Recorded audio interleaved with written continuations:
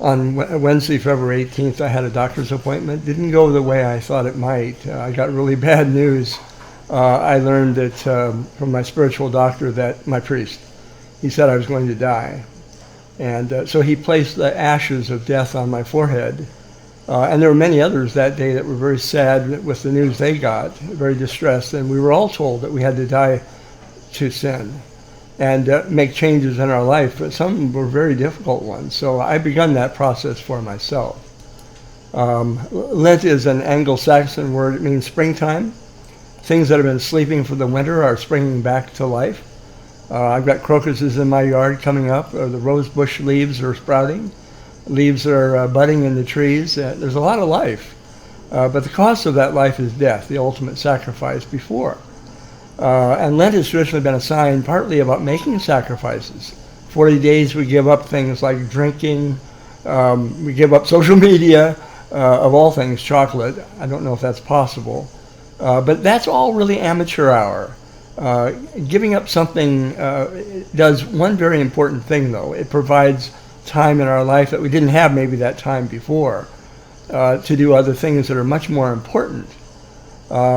And before Jesus began his public ministry, I want to show you a couple of things from two Gospels, Luke and Matthew, both in chapter 4 of each of those. Jesus was led into the desert for 40 days.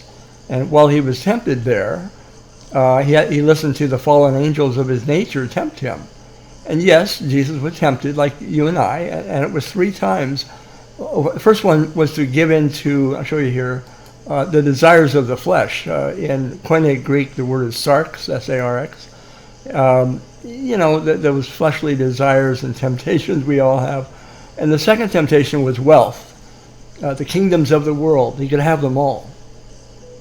And then the third temptation was his ego and power, and all about himself. He made a decision that day, Jesus did, to die to selfish human pursuit, but live for other people, to love them as much as or more than he loved even himself, and to make his life a sacrifice of unconditional nonviolent love. And during that 40-day period of time of discernment for Jesus, he removed distractions by being in the desert, which helped. While he was there, he wrestled with his fallen nature, angels, and the better angels of his nature.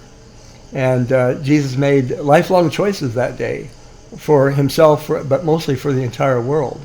As John's gospel would say, and I note here, God so loved the world that he sent his son. And his purpose would be revealed. But he's also saying here, God didn't just love people. God loved the entire world. That's much larger than people. The earth itself, Jesus had heartfelt concern for. Now, I'll come back on camera here because this is kind of sobering news, which we're all very much aware of. In Matthew, I'll get to Matthew, sure, it's what Jesus had to say about what I'm about to say. And there's a warning here before I say it. The earth and the people in it are not everybody's concern. They're more concerned about themselves. Jesus didn't overcome his desires of the flesh that some in our nation, they have not overcome. Some in very high office are protecting pedophiles and rapists. Some are protecting and have been involved in trafficking children and oppressing vulnerable people for profit and for self-indulgence. They have not overcome that first temptation Jesus did overcome, of the desires coming from their fallen angels of their nature.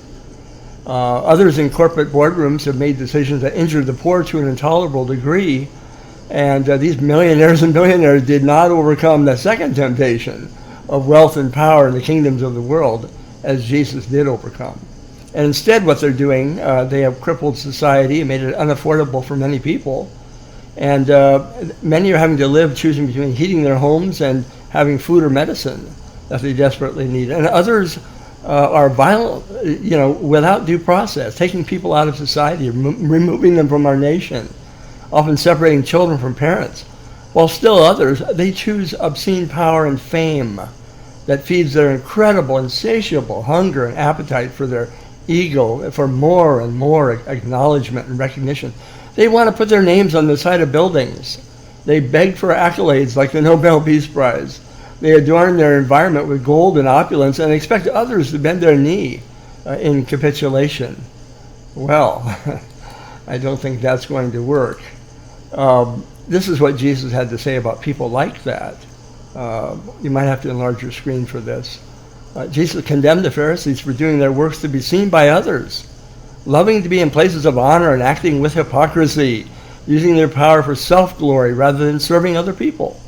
In Matthew chapter 23, and you know that the rulers of the Gentiles lord it over them. Their high officials exercise authority over them. Not so with you, he's telling his disciples. Instead, whoever wants to be great among you must be your servant. And finally, he instructed that following him requires denying oneself, taking up a cross, which directly opposes an ego-driven life. That's in Matthew chapter 16. Well, I come back on camera here. I honestly don't know why MAGA folks don't see the truth, at least revealed here very obviously in sacred scripture. Our leaders are spiritually bankrupt. A cursory glance in the New Testament makes it abundantly clear. I'll quote, "Do nothing out of selfish ambition or vain conceit. Rather, in humility, value other people above yourself, not looking to your own self-interest, but interest in each of you, in the interests of others and their welfare." That's in Philippians chapter 2. Well, the big beautiful bill was clearly targeted at selfish gain, not for the poor and the needy among us.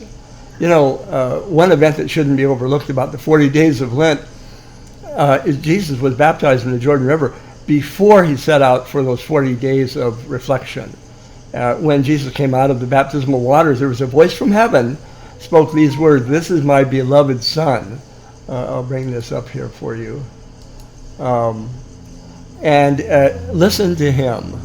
And there are ways to listen to him. Number one, as it says there, the most obvious way, listen to his word in sacred scripture, in the Bible, where his words are recorded to inspire all of us and help us lead our lives in the right direction. Number two, we listen to Jesus and what he did and what we should do in prayerful reflection.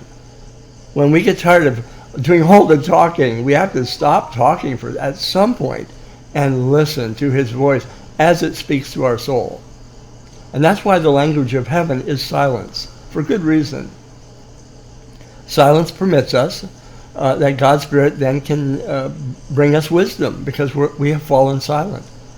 And the third and final way it says there to listen to him is through other people around us, people of goodwill and good faith. Let's put it this way. The Christ in me and the Christ in you can have a conversation. The Christ in you can speak and inspire the Christ in me.